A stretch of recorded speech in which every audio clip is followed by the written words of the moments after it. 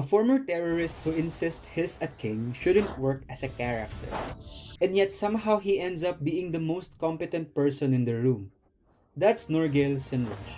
And he's far more complicated than he first appears. At a glance, Norgalle looks like a familiar trope, the delusional genius. A man who lost his sanity, clings to a fabricated identity, and compensates with overwhelming skill.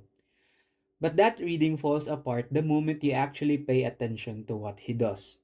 Because Norgil isn't just pretending to be a king. In many ways, he behaves like one. And that contradiction between delusion and legitimacy is exactly what makes him worth analyzing. Norgil is introduced as a former terrorist, someone responsible for devastating attacks driven by a belief that his kingdom was stolen from him. At the same time, he is a prodigy, a once promising scholar from the Temple's Academy, a genius capable of engineering sacred seals at a level no one else can match. But the most important detail isn't his past. It's the fact that Norgil we see now isn't entirely real. He is a reconstructed being, an artificial hero assembled from fragments of memory, personality, and intention. And that changes everything. On the surface, Norgil is rigid, authoritative, and unyielding. He doesn't ask to be called His Majesty, he demands it. But his actions tell a different story. He prioritizes morale, building cooking areas first in military setups. He organizes civilians into functional defensive units. He places himself at the front lines. These aren't the actions of a madman. They are the actions of a leader. And the narrative reinforces this contradiction. Other characters are unsettled by him, but they also rely on him. He is both unstable and indispensable.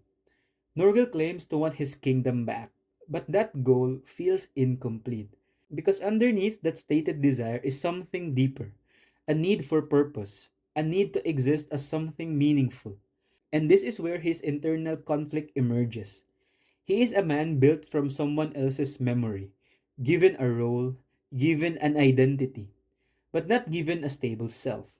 So he clings to the one thing that feels coherent, being a king. To understand Norgel, you have to look at who he used to be. The Norgel was kind, intelligent, visionary. He debated philosophy, he thought about governance, he had ideals. And then he died. What exists now is a reconstruction, created not to preserve him but to use him. That's not development, that's distortion. And the tragedy of Norgale isn't that pieces of the original still remain, just enough to make the difference visible. What makes Norgale effective is not clarity, it's contradiction. He is rational but delusional. He is compassionate but distant, artificial but human. The writing doesn't explain him outright, it lets his actions speak. A small detail like prioritizing hot meals reveals more about his leadership than any exposition could. And the backstory recontextualizes everything, turning what seemed like madness into something far more unsettling.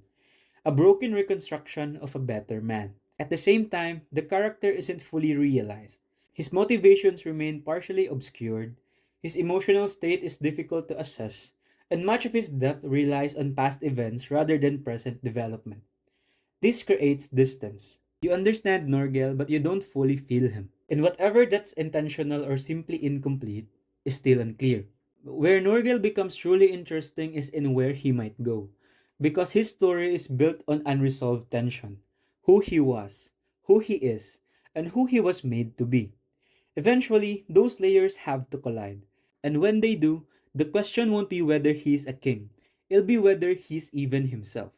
Norgil Senridge is not a finished character, but he doesn't need to be. What he is right now is a foundation, a concept built on identity, manipulation, and fractured humanity. And if the story follows through on that foundation, he has the potential to become something far more powerful than a mad genius. And that's exactly why Norgil is such an interesting character to discuss. He's not fully solved, and that makes him even more worth paying attention to.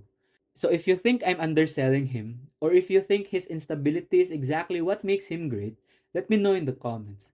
And if you enjoy character analysis that goes beyond summary and actually looks at the writing, subscribe for more. Because in the end, Norgil isn't just asking whether he's a king, he's asking a much more dangerous question. What's left of a person after they've been rewritten? Also, if you want to know more about Sentenced to be a Hero, you can watch this video here about why Sentenced to be a Hero might break the Isekai slop, and this other video about what might happen in season 2 of Sentenced to be a Hero. Thank you for watching, and I'll see you in the next one. Bye.